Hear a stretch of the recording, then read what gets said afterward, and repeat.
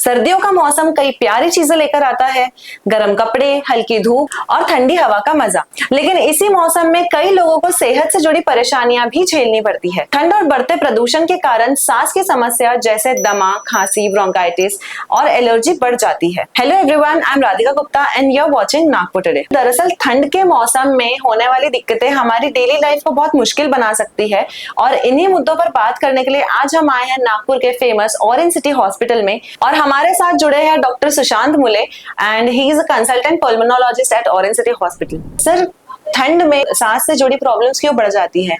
क्या इसमें ठंड और पोल्यूशन कुछ असर डालते हैं? जी, ठंड में यूजुअली जो हवा होती है वो ड्राई होती है ना।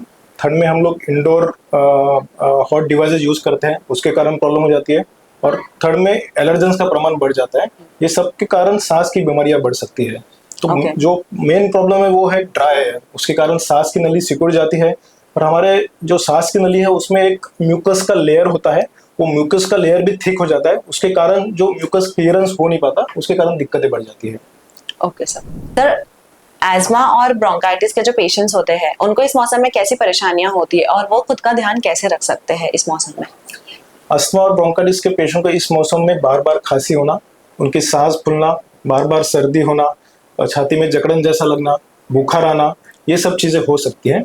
ऐसे में पेशेंट खुद को जितना गर्म रख सकता है, गर्म कपड़ों का यूज़ कर सकता है, उतना उन्होंने करना चाहिए। पेशेंट ने ठंडी चीज़ों से दूर रहना चाहिए। पेशेंट जब भी क्राउडेड जगह पे जाता है उसने मास्क यूज़ करना चाहिए। ठंडी में जब टेम्परेचर फ्लक्चुएशंस होते हैं और जिनको रेस्पिरेटरी प्रॉब्लम्स है, ऐसे पेशेंट में फ्लू के भी सिम्टम्स आते हैं, तो ऐसे पेशेंट्स हर साल फ्लू का वैक्सीन लेना भी ज़रूरी होता है। इसके साथ अगर मौसम बदलने से पहले वो अपने डॉक्टर से सलाह लेते हैं और अपनी मेडिसिन चेंज करवाते हैं तो वो भी पेशेंट को फायदा कराती है। सर, जैसे कि हम लोग देख रहे हैं कि आजकल के यंगस्टर्स बहुत ज़्यादा स्मोकिंग कर रहे हैं, तो ये मौसम में स्मोकिंग का और क्या असर हो सकता है? मतलब how bad it is in the winters and sir, क्या ये सही समय है उन लोग के लिए छोड़ने का? स्मोकिंग हर सीजन में तकलीफ दे सकता है। विंटर्स में ज़्यादा तकलीफ दे सकता है क्योंकि रेस्पिरेटरी प्रॉब्लम्स बढ़ते हैं। स्मोकिंग के कारण सबसे पहले स्मोकर्स कफ होता है। ये पेशेंट डेली खांसते हैं और रोज उनको अर्ली मॉर्निंग जब उठते हैं तो बहुत सारा स्पूटम आता है, तो उनको हम लोग स्मोकर्स का बोलते हैं। स्मोकिंग के कारण अस्थमा हो सकता है, स्मोकिंग के कारण क्रोनिक ऑब्स्ट्रक्टिव पल्मोनरी डिसीज हो सकता है, स्मोकिंग के कारण ट्यूबरकुलोसिस के इंसिडेंस भी बढ़ सकते हैं। तो स्मोकिंग छोड़ना ये बहुत अच्छी बात है जो भी स्मोकिंग करते हैं, और इमीडिएटली छोड़ना चाहिए। स्मोकिंग के बहुत सारे डिसएडवांटेज शरीर पे होते हैं और उसमें सबसे बड़ा डिसएडवांटेज है वो लंग कैंसर हो सकता है। जो पेशेंट लंबा स्मोक करते हैं उनमें लंग कैंसर भी हो सकता है।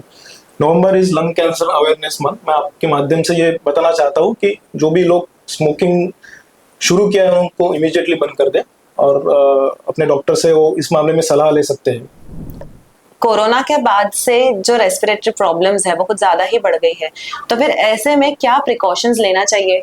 जिन्हें पहले भी कोरोना हो चुका है और उन्हें फिर उसके बाद रेस्पिरेटरी प्रॉब्लम्स आ गई है, तो उनको क्या प्रिकॉशंस लेने चाहिए? ऐसे पेशेंट्स को मैंने जैसे बताया कि ठंडी के मौसम में जितना खुद को गर्म रख सकते हो वो रखना चाहिए।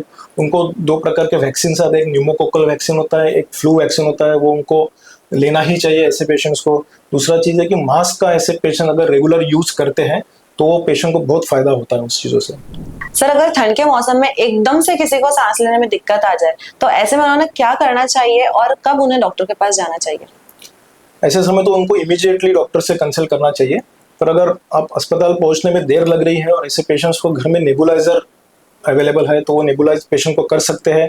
अगर नेबुलाइज अवेलेबल नहीं और पेशेंट इनहेलर का यूज़ करता है तो वो पेशेंट को इनहेलर दिया जा सकता है। पेशेंट को ऑक्सीजन लेवल चेक किया जा सकता है। अगर उसके आजू बाजू में ठंड का माहौल है तो वो ठंड के माहौल से उसको निकाला जा सकता है और उससे पेशेंट्स को इमीडिएटली पेशेंट को हॉस्पिटल में पहुंचाने की व्यवस्था करनी चाहिए। ओके, एंड सर, एक general message for the viewers. ठंड का मौसम है, आप ठंड को एंजॉय कीजिए, पर उसके साथ जो भी प्रिकॉशंस है वो लेके अगर एंजॉय करेंगे तो आपको तकलीफ कम होगी।